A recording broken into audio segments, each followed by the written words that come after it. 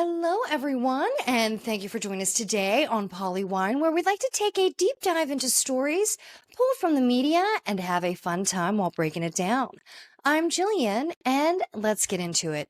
Let's get over to the absolutely crushing stories that are coming out of Los Angeles. Let's get into the wildfires. As long as with the rest of the world, I am an East Coast girl, so I am only seeing what is coming out on the news, on the internet, on social feed, and to see the images and to hear the stories of survival and just loss, it is gut wrenching. It is heartbreaking. And for this to see this happening today, it's kind of unthinkable, but it's just such a sad thing to see. I mean, to see the pictures of just rows, blocks, streets, entire neighborhoods gone, completely wiped away. It's unimaginable. I was watching 60 Minutes, and they were doing a story from the Los Angeles fires, and they were going down this one street, and it was just there was nothing. The only thing that you could see standing from homes were chimney stacks, and they were essentially like you could see chimney stacks like they were lot markers in a neighborhood. That's it. There was nothing left but ash, not even rubble, just ash. Nothing there. I remember when we were talking about the fires in Maui a little over a year ago, and that was also fueled by very strong winds. And that was like 80 some mile an hour winds then. And just to see the devastation and destruction and the aftermath of that, which was so quick. And I remember the images of this one house that was on fire, and this gust of wind caught it, and it literally arched from this house to another house. That was what we saw in Maui. Now, this in California, which is just devastating, destructive Maui. And then I remember the stories from Maui fires several years ago when it happened quickly and people had to flee immediately and they were abandoning their cars in the road because they couldn't get out fast enough. That was several years ago. This is on such a scale that is just such unimaginable. It really is to me. The aerial footage is just, I'm just speechless. Absolutely speechless. So what I was saying is that I was watching 60 Minutes, and the gentleman that was reporting the story, he was, taking images of streets and neighborhoods, nothing there. He was interviewing, I think one of the chiefs for the fire department in Los Angeles, and they were asking, what about infrastructure? Some people were saying that there wasn't enough water, wasn't enough water pressure, the lack of resources. And the firefighter was just saying, the commissioner was just saying, or chief, pardon me, whatever his title was. First of all, the poor man looked shell-shocked. He looked exhausted, shell-shocked. The fog of war from him. He has gone through it, and he was saying there was no way that this type of infrastructure could handle anything on a scale like this. Like if you had a neighborhood fire or a couple buildings, you could have, like he was saying, like for one house fire, you could have about 3 fire trucks on it to help put that out. But you would need 26,000 fire trucks. And he's like, and I don't even know if the state of California has that many. So the scale of what they would need to even see if they could even put a dent in it, it's just unimaginable. There was not enough water, not enough resources, not enough manpower, not enough anything to handle that. I mean, when you saw the interview the first day, when I don't know, pardon me, I'm not sure it was because I've watched so many press conferences. I don't know if it was the mayor, the commissioner, who it was, firefighter, I don't know, but they were just saying, there is no way we can contain this. This is so out of control. And the winds were 80 to 100 miles an hour. And certain times there were 100-mile-an-hour wind gusts. That is hurricane wind strength. And it is just fueling the flames. And what during that interview, the chief was saying is that typically wildfires go up. They will go up the mountain, right? Because of the wind being so strong, it was forcing it down into the valleys where the neighborhoods, where these heavy populations were. And just these little tiny ambers and just chunks of debris would just get caught up in the winds and hit a tree and hit a house. And then whew, the ripple effect. It was so out of control that nothing could be done. And Mother Nature flexed her mighty muscles, and her power just seemed too strong. It was just too much for us. And for those who are affected, I am so, so sorry. Our heart goes out to you, to your loved ones, to your family. What do you do when you've lost everything?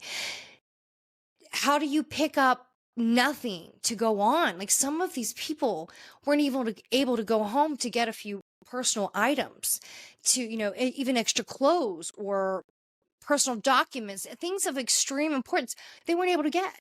And those who were at home had to flee in such a moment's notice that if they were able to get a few things, it was random pieces at that. And it's just the stories that are coming out are just so heartbreaking, and it's still happening. These fires are still going on. I mean, like the first, what was it, 24 to 30 some hours, they were not even able to use aerial assistance. So the planes, what are they called? The super sucker airplanes that suction water out of oceans and lakes to help extinguish the fires. They were not able to use them because the winds were so strong. They were grounded. So those first day and a half, not able to have those crucial hours to help try and contain something, they were not able to use aerial assistance, which is a huge aid when they need it for wildfires. And it's just, I mean, just think of the manpower behind it, all the firefighters that are coming in from all over to try and help. It's just, I don't know what else to say. It is absolutely unimaginable. And sure, you hear about the Pacific Palisades, very exclusive, wealthy community, how that's wiped out. But it's not just that.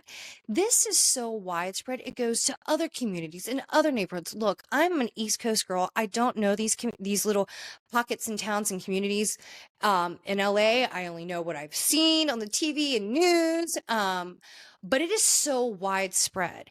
And going back to that piece on 60 Minutes, like I said, it was a really good piece.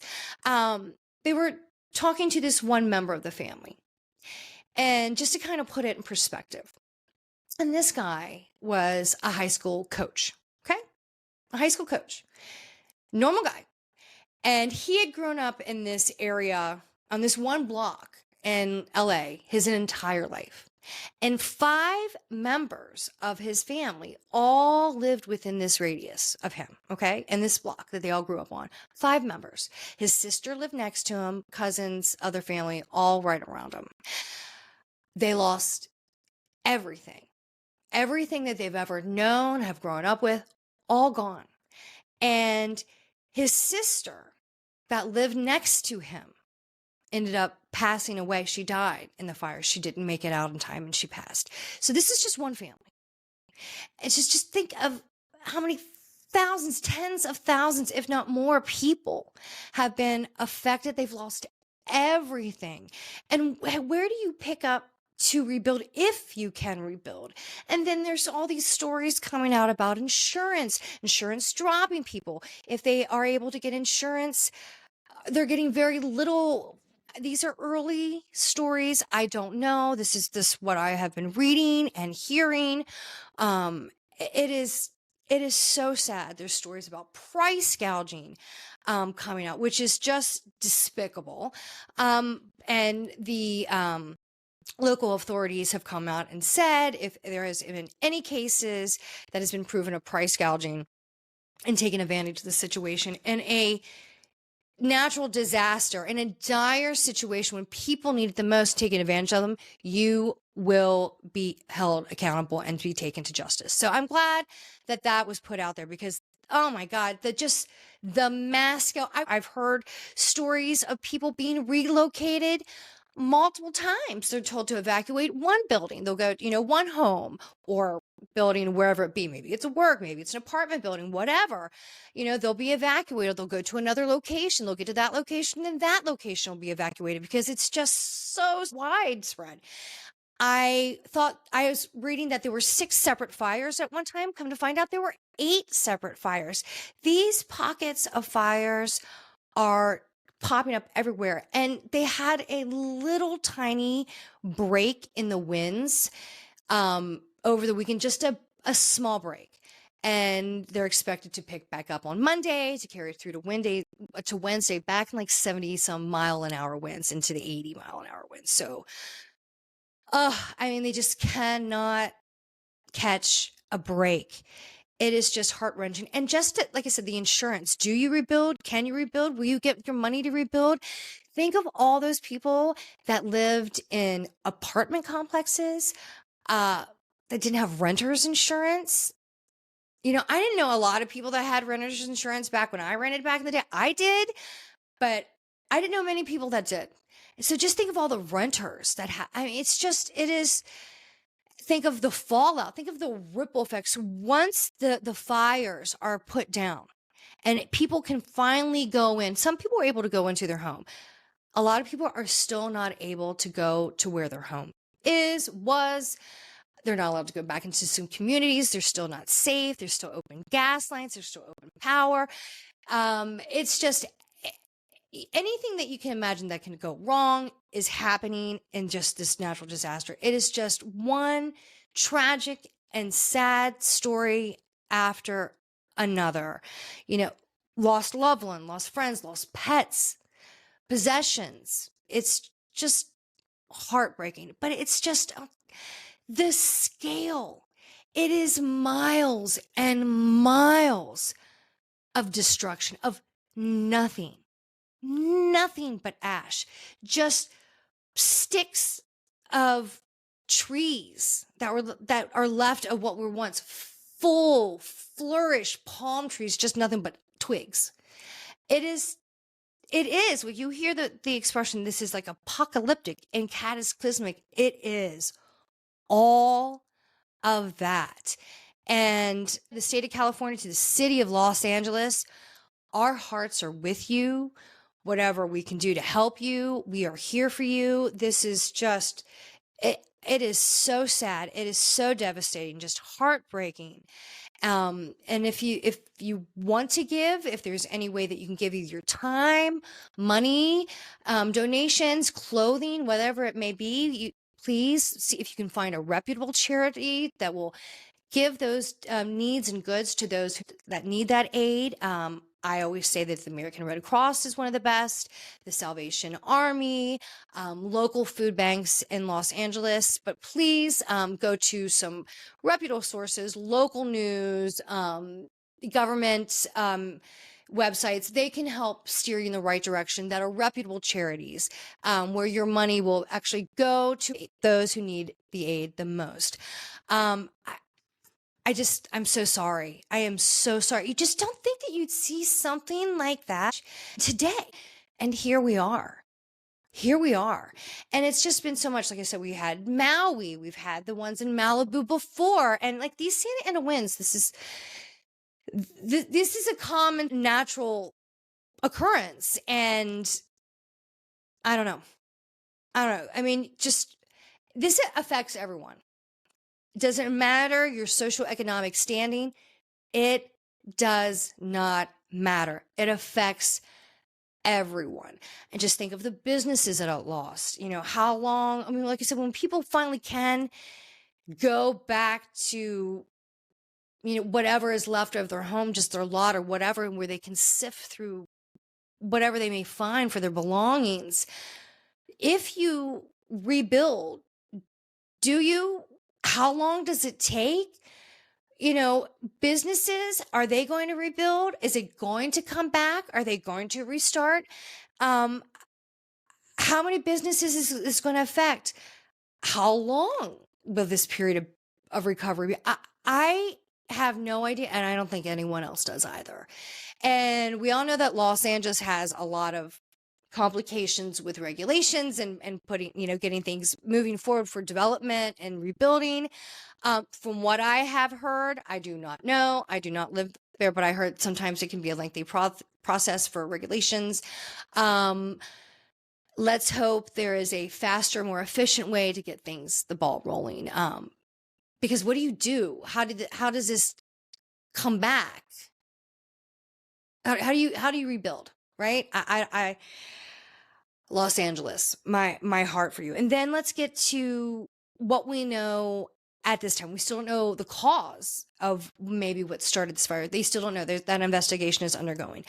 Right now, from what I have read, and this number will probably continue to rise, is that the death toll now stands at about 24.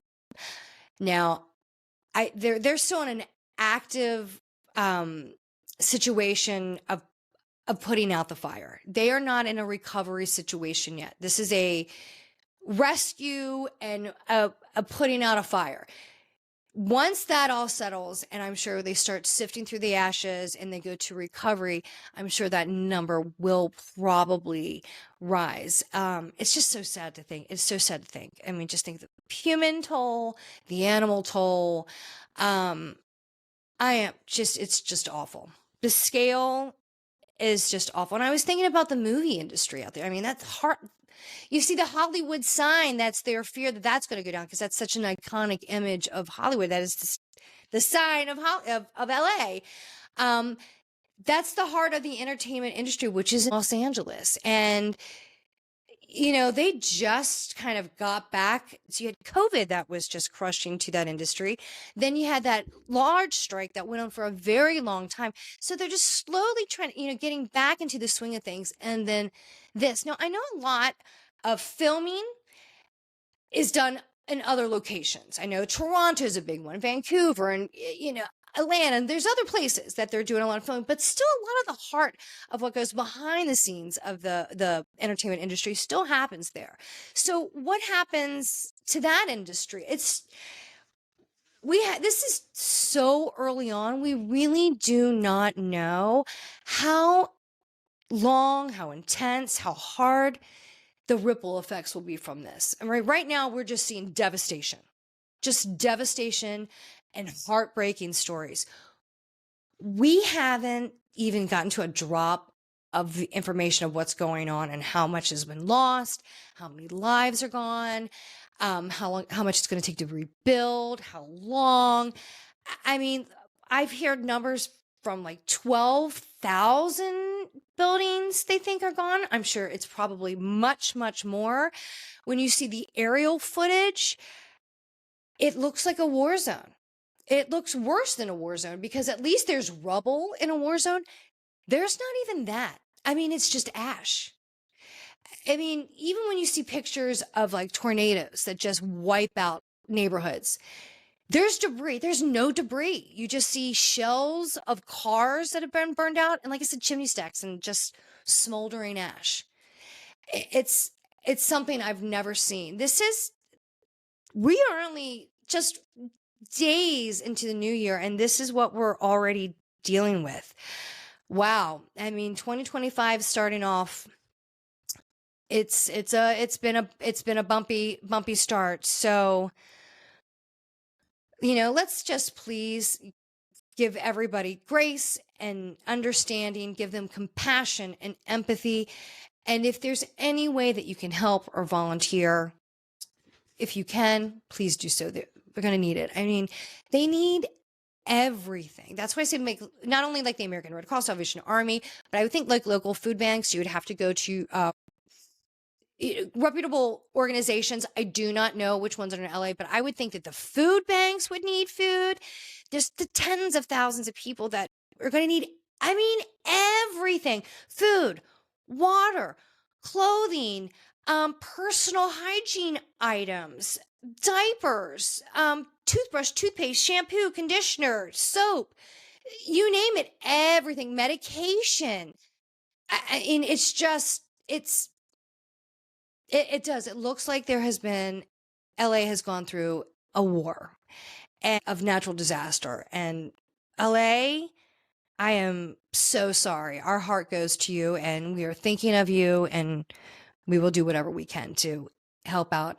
And whatever we can do from a distance. I mean, I'm an East Coast girl, and like I said, I'm seeing what you're seeing and the rest of the world is seeing. Now, let's take a little bit of a shift, but it's going to kind of go a little bit into what we're discussing. So, not only do we have what's going on in LA, the natural disasters, we've already had what happened in Las Vegas on New Year's, what happened in New Orleans on New Year's.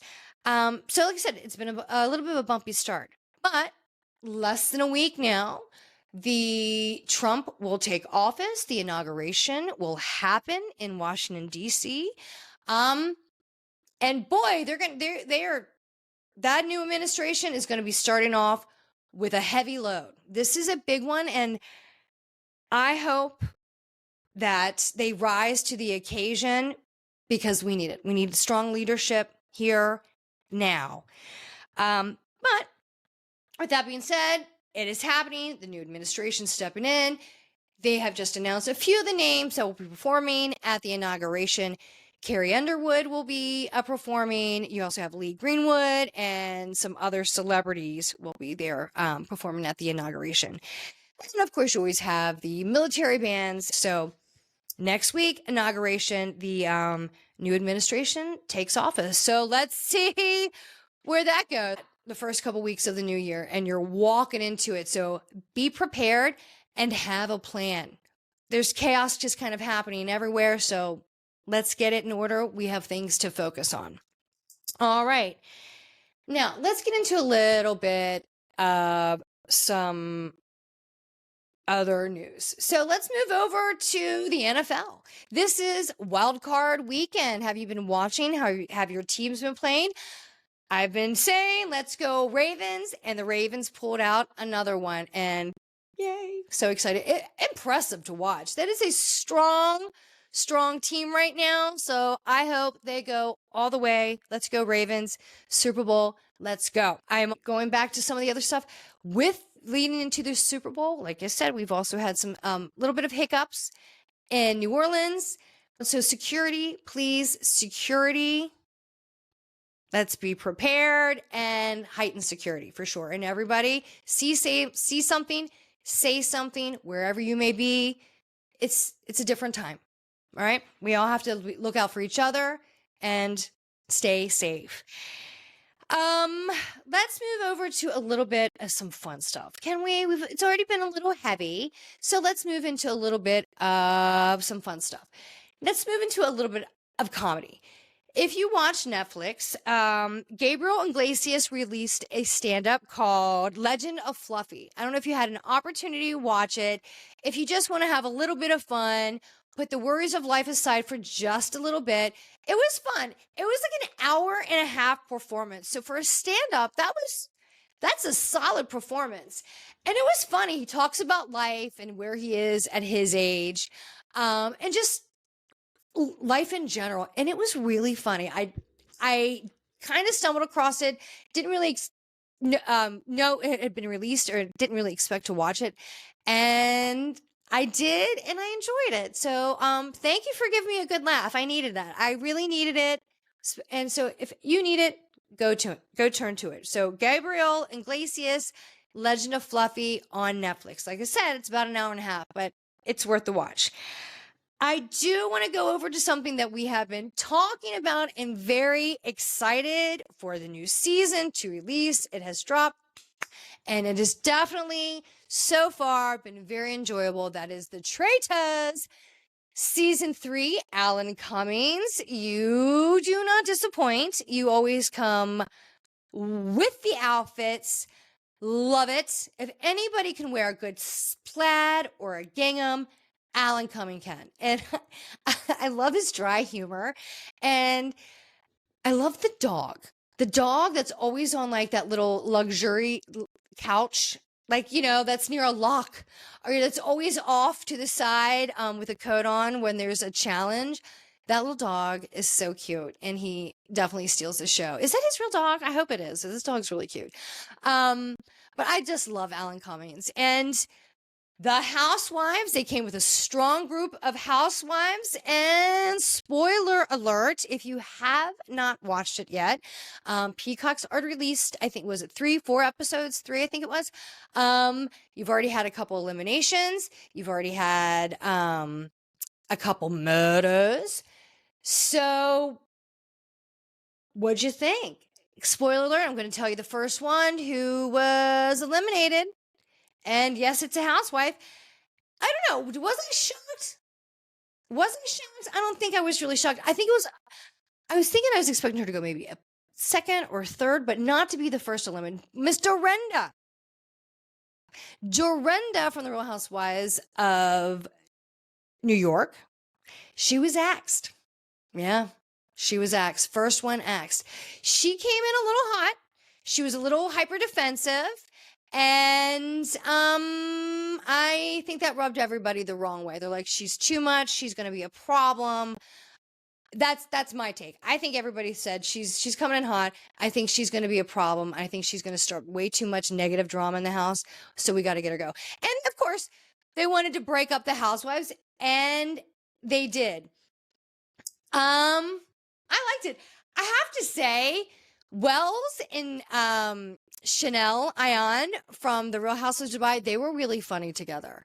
And he said once, he was like, Ayan is all over the place and she doesn't stop talking. He's like, so my strategy is to stay as close to her as I can, so I don't have to talk and I'm under the radar. So I thought that was pretty funny. And I thought what a good job just to be a bartender on that show. That's a pretty good gig. But I thought those two were really funny together. A lot of the housewives, I don't know any of the characters from Big Brother, Survivor. They come with a lot of personality. Like, they are in it for the game. Those are real gamers. And, was it the girl was it Survivor last year? I can't remember if it was Survivor or Big Brother. She earned it. That girl earned it. But they come to play. Like, a lot of the housewives, I think they're just in it and they think they are ready to play the game, but they really don't. It's always the real gamers. It's like, was it Challenge? Is that what the other one's called? The Challenge, the Big Brother, and Survivor. So let's see who wins, but they come with a lot of ego. A lot of ego. When the one guy came into the house, I think, what's her name? Carolyn, the blonde girl. And I think she was from Survivor. She's like, I do not want him in the house. This guy is a bleep. And she's right. He is. He seems like a douche. I'm not a fan of him already, but he seems like he'll play a good game. So he'll add the challenge. He'll stir the pot. I love the round table when they all start throwing each other under the table. Robin Dixon, I cannot believe you have already rode the wave of safety this far and this long. If you can ride it longer, go for it. I'm shocked. I am shocked you are still there, because I've already watched the few episodes that have already been dropped on Peacock. I cannot believe Robin Dixon is still there. Shocked. But you know me, I always love Dolores. And I love the fact that Dolores gets so upset when Alan Cummings throws the pictures on who's murdered or eliminated. He throws them on the floor, and she'll go running over. Don't do that to my friend. That is a good girlfriend. That's why everyone loves you, Dolores. You don't put up with your shit. You're ride or die. I love me some Dolores. I love Dolores, and she always looks good, even with her aviator glasses on. I cannot wear those. They make my face look huge. She looks great in a bun and aviator glasses. I do love me some Dolores Catania. She looks great. But Traitors season 3, so far, so good. I'm really enjoying it. And they've had some new twists this season. And I like it. Keeps it fresh. Keeps it fresh. So I am really enjoying it. Going over to another thing I kind of stumbled across the other day. Every now and again, I will dabble a little bit into the 90 Day Fiance franchise. Like I said, there's so many spinoffs. It's so hard to keep up with. But I did. They actually are in the before the 90 days, and they're at the tell-all. So far, so good. The drama is intense. It really is. It's on a high level. A lot of different cultures, a lot of clash of personalities. I'm enjoying it. Only the first one. And man, they've already gotten into it. Where did he get these guys from? It's not so much the girls. Some of the times, every now and again, you'll meet a girl and you'll be like, oh my God, wow. First and foremost, we'll never have another Jasmine. There's only one Jasmine. I freaking love Jasmine. Jasmine and Gino. Jasmine, I love Jasmine. You will never get another Jasmine. But it's usually the guys. Like, where do they find these guys? Where? Please, let me know. I need... And whoever finds them, who casts them or picks them, what does that pool look like? I mean, that's got to be quite a stack of applications, resumes, you name it, whatever. Wow, you know how to pick them. They are complicated. Most of them come with a lot of baggage. The gentleman who was shot and is now, is he a quadriplegic now? I think he said, please, if I am incorrect, he's in a wheelchair due to a spinal injury from that. Wow. He's a lot. I am really enjoying it. Really. So if you have a chance, you want to watch a non-brainer, you don't want to think about it, you just want to watch drama, there's not a lot on yet. Shows are slowly coming back into it after the new year. But the 90 Day Fiancé tell-all, I have really enjoyed. I always want to know, Sean Robinson, first of all, Sean Robinson, you are timeless. You have not aged at all. You're gorgeous then. You are gorgeous now. The things that must run through your head. And I love the fact that you do chime in now and again. Like, wait, what did you say when I was watching the telos? That seems like something that you would remember. That's right. She does chime in now and again. She usually is quite reserved and stays silent and doesn't give a lot of opinions. But when she does, it's quite entertaining. But she does so many of those. And that is a great gig, by the way. I don't know how you locked that one in, Sean Robinson. You locked that one in early. And you win, because there's just so many spinoffs. Like, that is a full-time job. But she looks great. She handles it really well. I really like Sean Robinson in that situation. But what goes on in your head? Because you've seen all kinds and everyone at this point. So I would love to be a fly on the wall during the taping. And I can't imagine how long that actually goes on. Was just one day? Is it multiple days?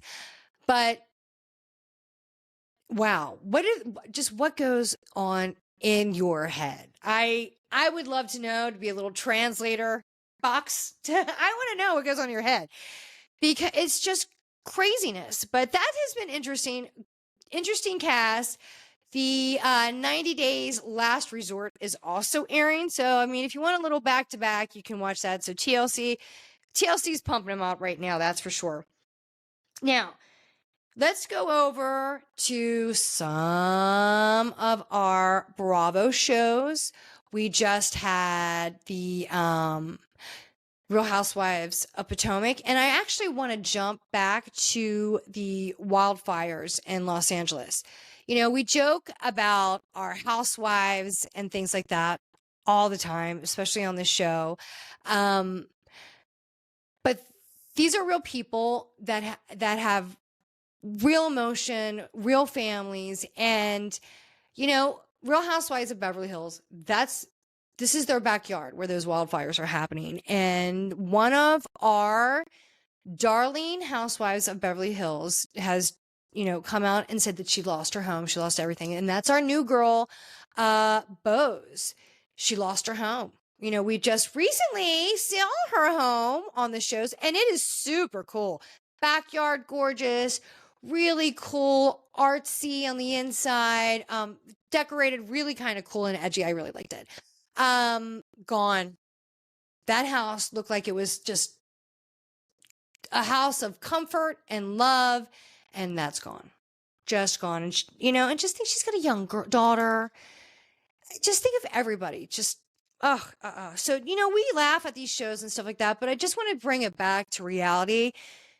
This is real. So, with that being said, let's enjoy what we see on the Real Housewives of Beverly Hills now, because we know what we see on the show that we watch tomorrow, next week, or the rest of the season, it's all going to change. It's never going to look like that again. So when you're watching that show for the next couple weeks to the end of the season, it's never going to look that way again. So enjoy what you see. It's gone because they were just at the Viper Room. Is the Viper Room gone? Is that gone? Because Sunset Boulevard's wiped away. We just saw last week that they were partying on Sunset Boulevard. I think that's Sunset Boulevard, right? In the Viper Room. Is that gone? Because Sunset Boulevard, gone. All the establishments it's gone. Wow. So think about that. Now, let's go. We just had the Real Housewives of Potomac that aired, and they were in Panama. I have to tell you, Panama, you are on my travel list. Gorgeous. Absolutely gorgeous. So beautiful. And again, that's where Jasmine is from 90 Day Fiancé. So they were in Panama, all the girls. Can I just say something?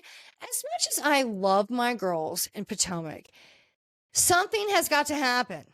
This is a very dry and boring season. I'm enjoying the lightheartedness with Ashley and her new interest. And I'm enjoying that. Nothing else is happening. Nothing. So you got to give me something. Karen's laying low right now. I think she's feeling the heat of all the pressure from this legal such situation. And we know that's right around the corner is her sentencing. So what do you think? Do you think she's going to get time? She could get some time. So what did we talk about? Was it the 25th she's supposed to get? Is there something? It's in January. So it's right around the corner. So stay tuned. We're going to be discussing that. But Karen's staying a little low right now because maybe it's that. I don't know what's going on with Miss Huger, but there has got to be something that happens in this season soon. Something. So with that being said, not a lot happening on Potomac.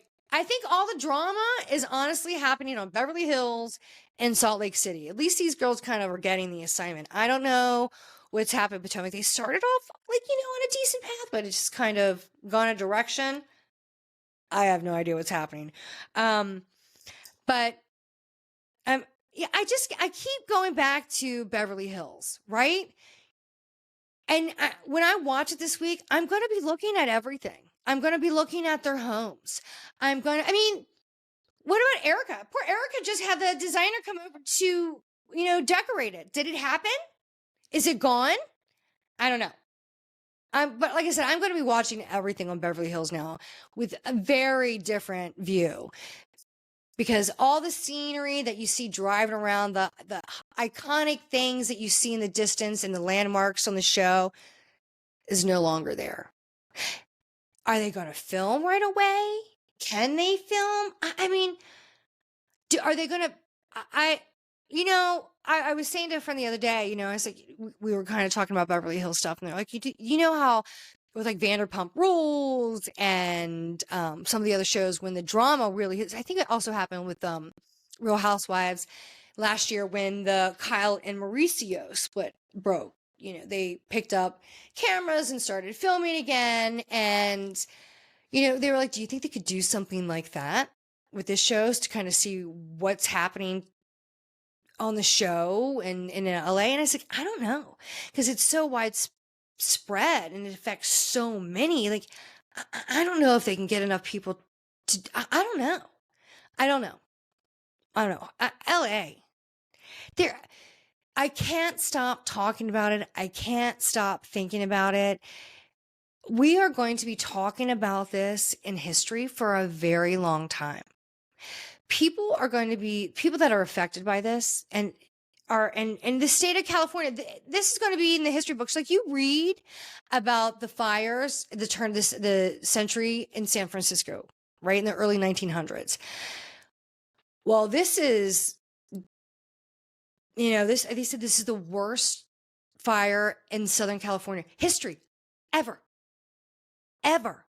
So not only is this going to be history books, families are going to be talking about this for generations and generations and generations to come. Oh, I was reading about this great grandpa in my history book. Were you alive during the fires, the Los Angeles fires of 2025? It's just, So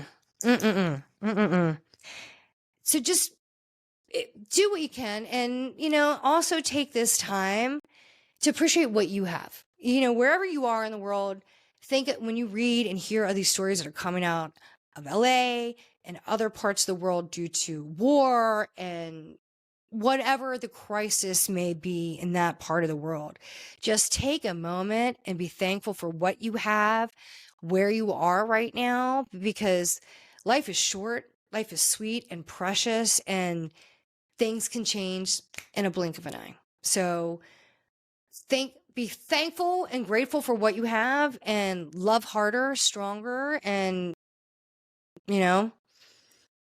appreciate everything. Let's help. If there's anything that you want to discuss, please reach out to me on Instagram at PollyWineTime, or you can follow PollyWine wherever you get your feed. So thank you so much for joining us today on PollyWine.